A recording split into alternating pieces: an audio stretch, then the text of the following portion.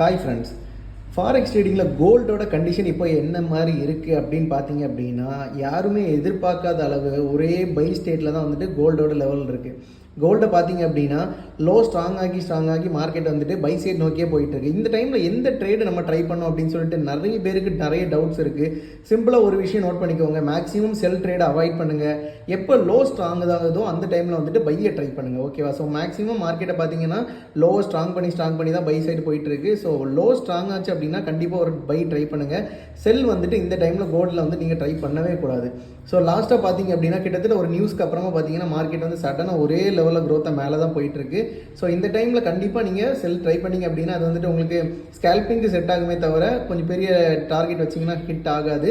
So mostly நீங்கள் try பண்ணோம் அப்படின்னா லோ ஸ்ட்ராங் ஆகிறப்போ ஒரு பை ட்ரை பண்ணுங்கள், கண்டிப்பாக உங்களுக்கு வந்துட்டு டார்கெட் கிடைக்கும், ஓகேவா? ஸோ இப்போ இருக்கிற சிச்சுவேஷன் படி நம்ம வந்துட்டு பை மட்டும் தான் கான்சன்ட்ரேட் பண்ணுமே தவிர செல்ல மோர் கான்சன்ட்ரேட் பண்ணக்கூடாது.